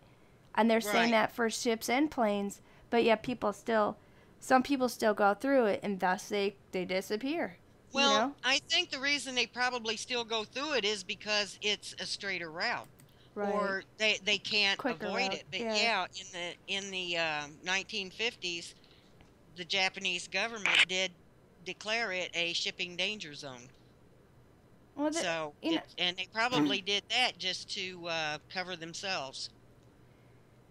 well, and like again, we mentioned a little bit earlier, like there were also people saying that this may have been the section of the Atlantis, or it was the Bermuda one.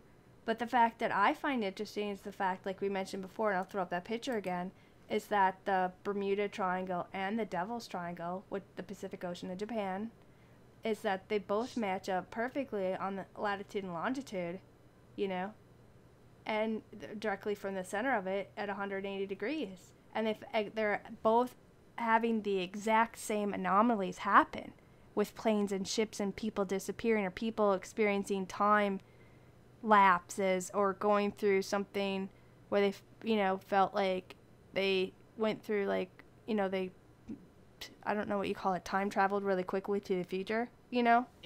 because there's people who have talked about that in the Bermuda Triangle. There's guys who've been in planes. They said they Well, went through yeah, this even in the searing Bermuda tunnel. Triangle, right? Even in the Bermuda Triangle, they talked about time either speeding up or slowing down. Right. Or it's You just know, they would go through this tunnel and they would think that they were in there just, just a few minutes, and come to find out it was hours before they came out of this tunnel. right. But And it just, but people are I, saying they're basically like polar, opposites. I find it extremely fascinating, and whether a person prefers the scientific explanation of like the natural occurring events or like you said, people going into the supernatural theories. I mean, there's definitely something to say about well, this there are certain people that section. actually think there are sea monsters to this day, that think there are sea monsters within this triangle. I'll tell you, I believe that there are the because of how deep the ocean is, and you cannot explore it. Humans cannot explore it in certain depths. I believe that there are huge animals that live down there, and some may call them monsters because they're ginormous. But some of the octopuses they get in Well, they're ginormous. just now discovering, within the last year, they're just now discovering giant squids. A few years ago, they thought the whale shark was extinct until somebody ran into one, came face to face with one. Actually, there's the coelacanth they thought was extinct until someone caught one in their fishing nets. They're constantly finding animals that they think that they either didn't know existed or they thought were extinct, that they're discovering now. Didn't they just discover a new species of lemur that they absolutely had no idea existed? Yeah, but it's easier. I mean, even on land, they don't know half of the animals sometimes that are roaming out, and they just find it. And if you stop and think But we're about it, talking about the ocean. I don't care what some scientific book they're pushing in colleges or in high school or grade school. I'm sorry, but us humans do not know what's under the water because it's such vast and there's such deep areas well, that we cannot explore. So you don't know what could be down there. There could be huge if you think about all the quote oceans, unquote monsters living down there. yeah, but if you think of all the oceans and how vast and huge Mhm. all these oceans are, 75% of the earth is covered with water. Of all these oceans, less than 25% of them have been explored. Well, submarines can only go so deep, and people can't go that far down because they'll explode. Basically, you'll be Yeah. crushed. And we have then the ocean is so far deep and so huge. I'm sorry, I believe that there are And unknown. they don't even know how deep this Mariana Trench is. Right, and I believe that there are unknown creatures that live in the oceans, and when they do surface for whatever reason they do at some time, they could crush. There are stories of back in the day that these huge octopuses would take down ships, Hmm. and they have taken down ships, and they had fought these huge octopuses and stuff, or squids or whatever you want to call them.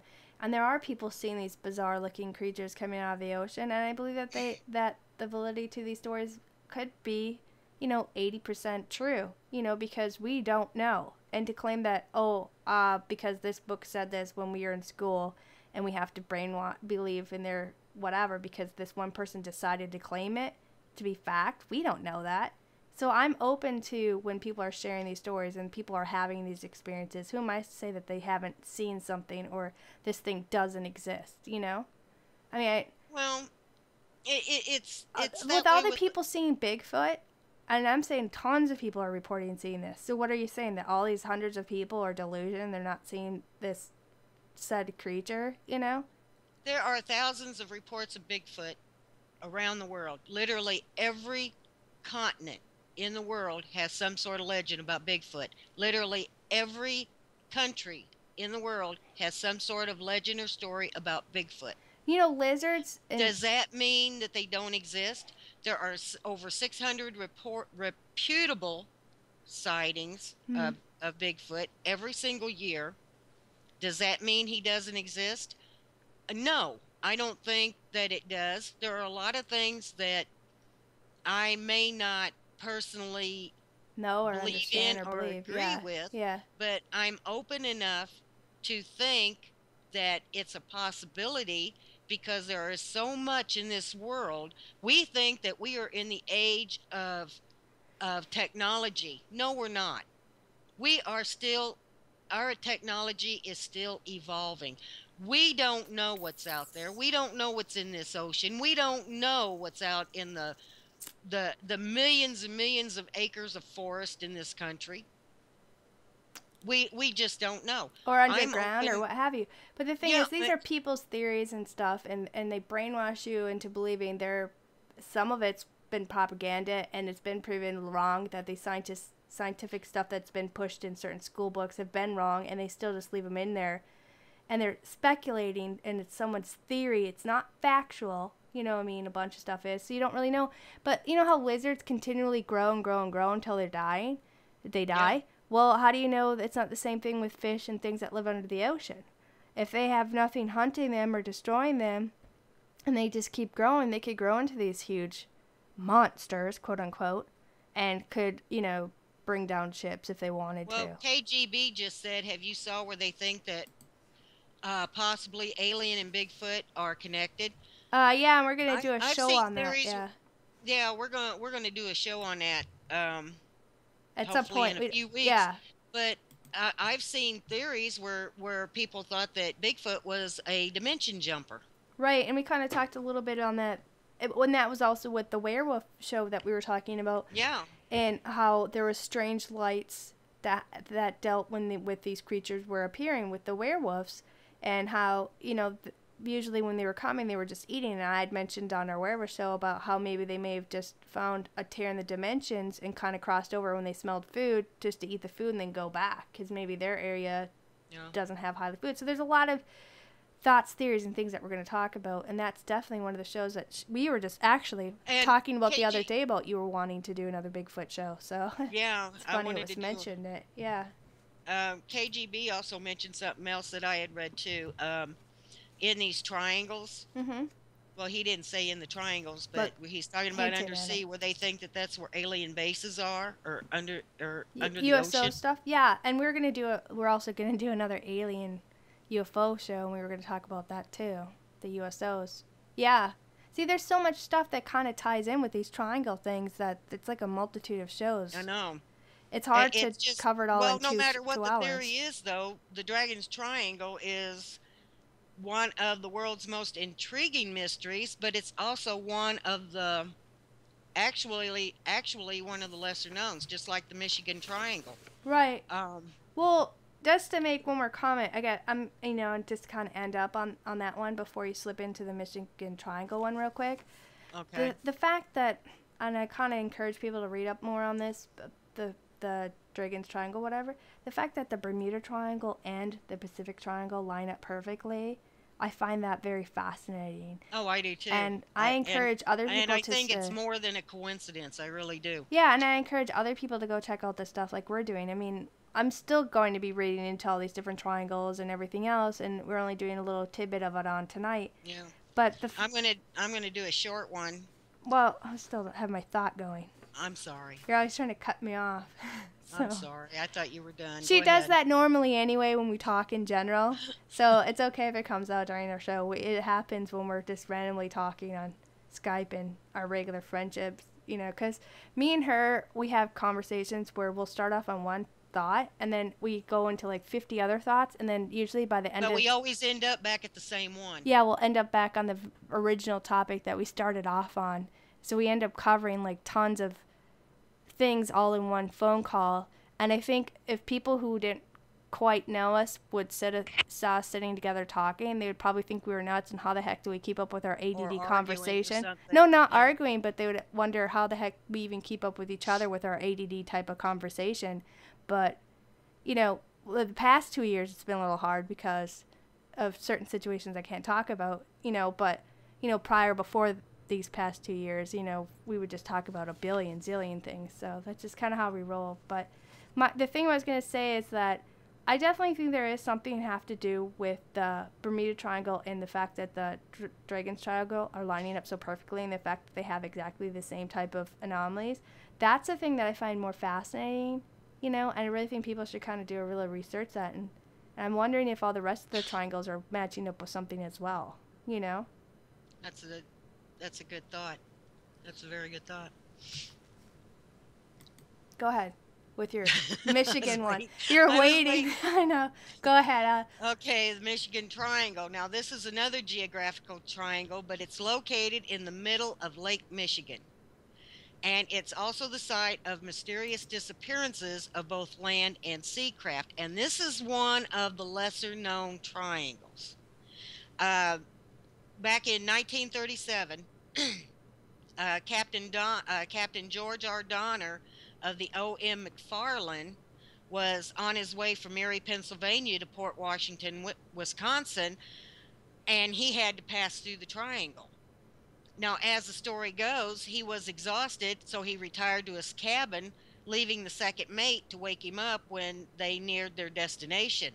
Well, about 3 hours later, when the second mate went to wake him up, Donner wasn't in his cabin.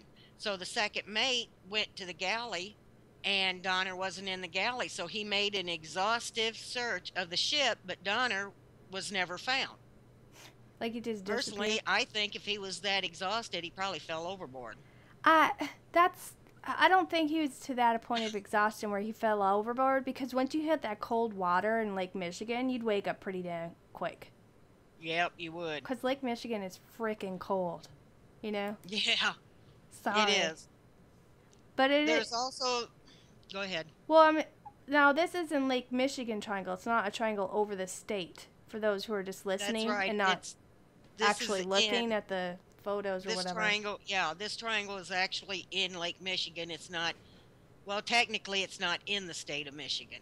It's over. It's over the whole lake, like the middle part of the lake section. Yeah.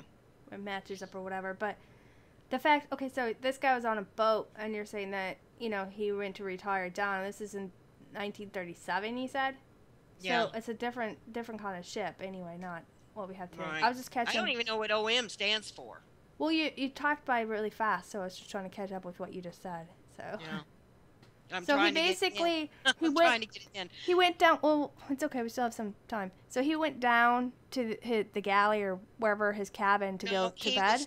He was tired, so he went to his cabin to Okay. get some rest. Okay. And then when they went Okay, to, you know 3 what hours. makes me think if was it just those two guys? Were there other guys? You know what makes you kind of think? It didn't say. It just said that the second mate was left in charge of the boat, and was told that when they got close to their destination, he was to go down and wake up Captain Donner. And so 3 hours later, he went down to wake him up, and he wasn't in his cabin. He wasn't in the galley. He wasn't anywhere on the ship. Maybe OM means like ocean mariner or mariner or whatever, maritime, or you know the like ocean It's words. not or whatever. maritime. But you know, you said maybe he fell over and into the water because he was so tired. Well, if he was, But you know it what I'm just- thinking?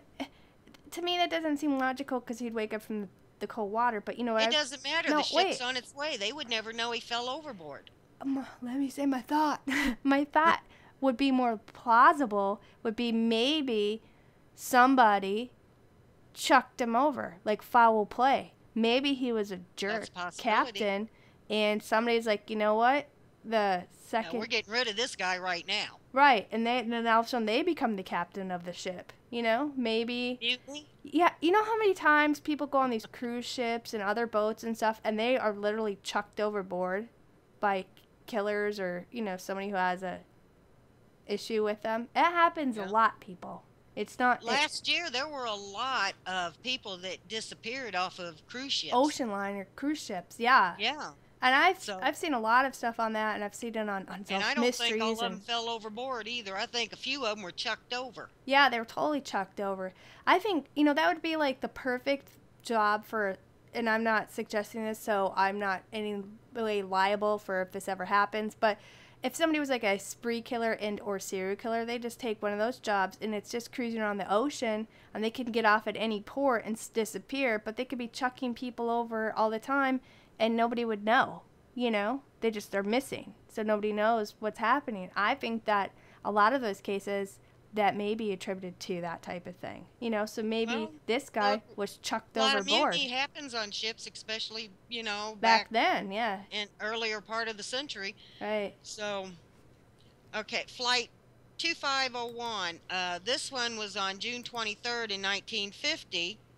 Northwestern Airlines Flight 2501 was on its way from New York to Minneapolis, and it was flown by a very experienced pilot named Robert C. Lind, and it was carrying 58 passengers.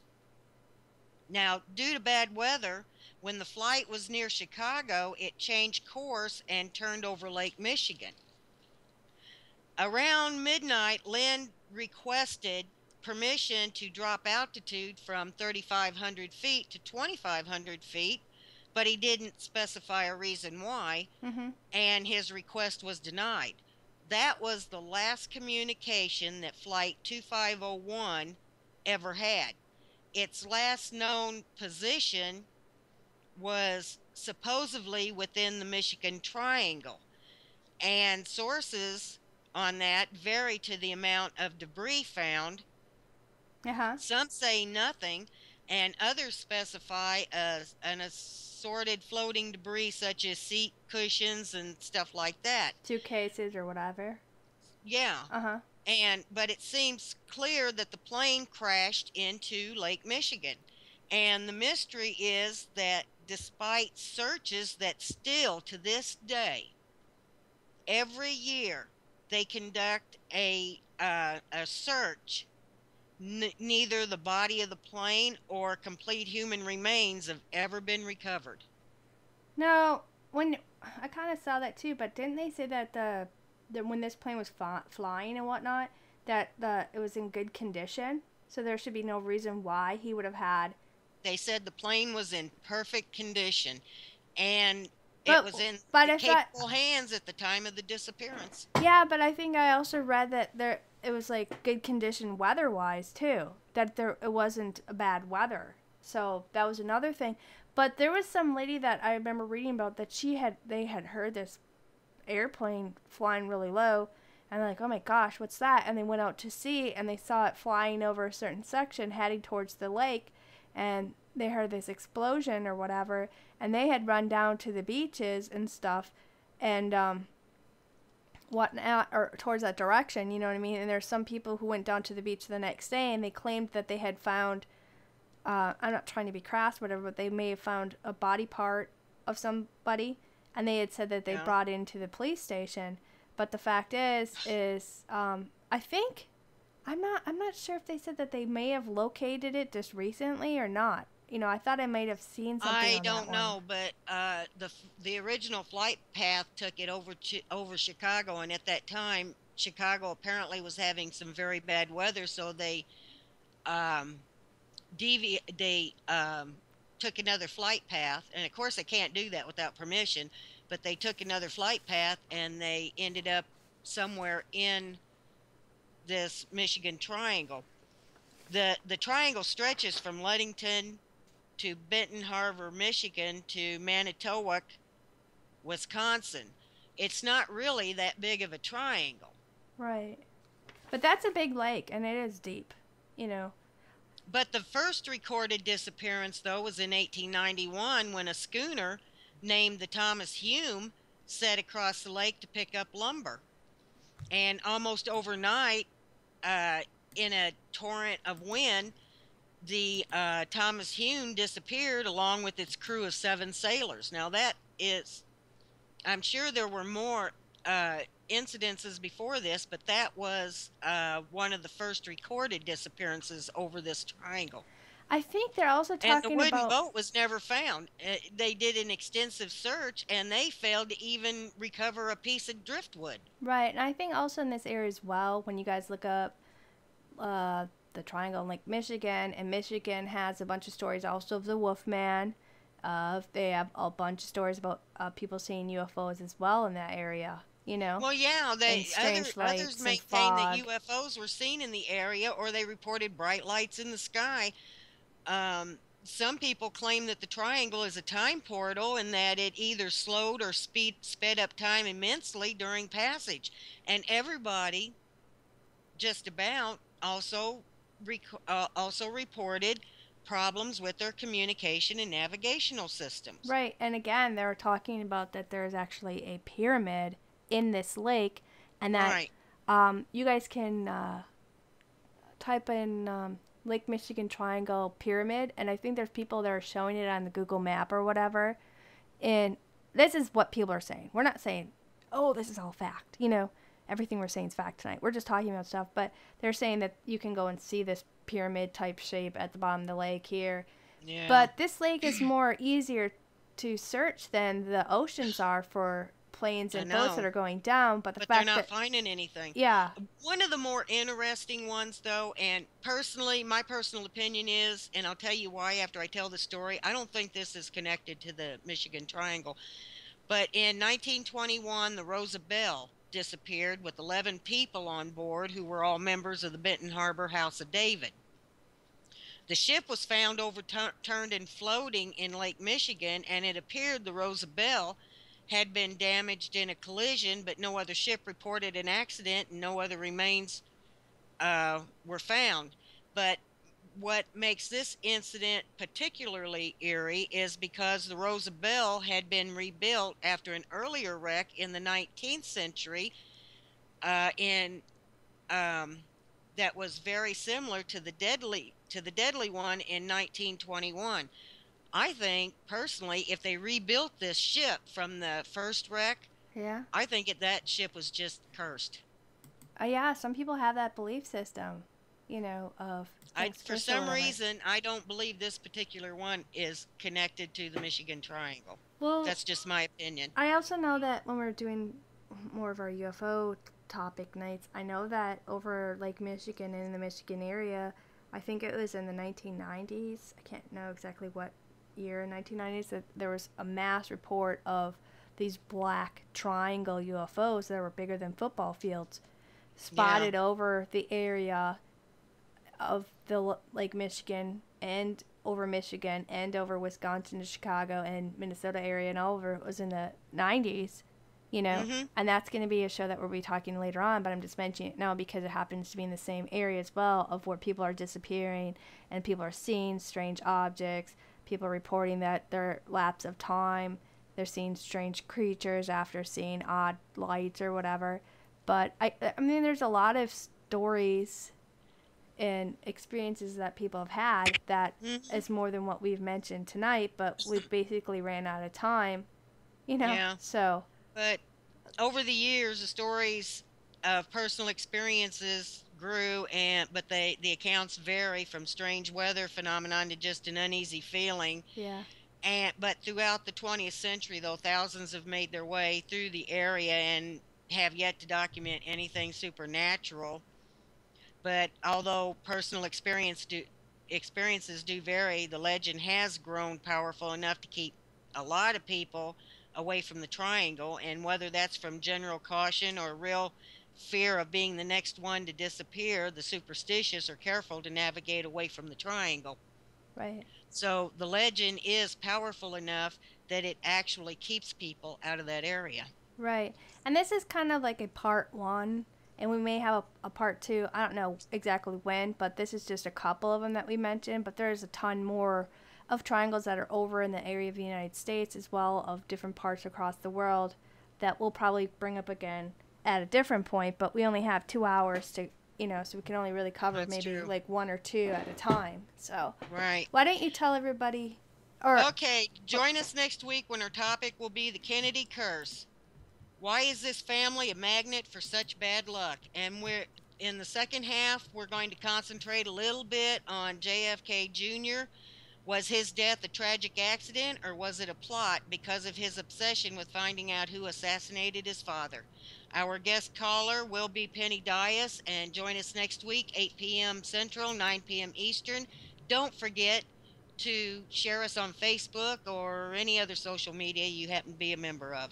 right? And you can subscribe to our YouTube page where we have all of our podcasts up on.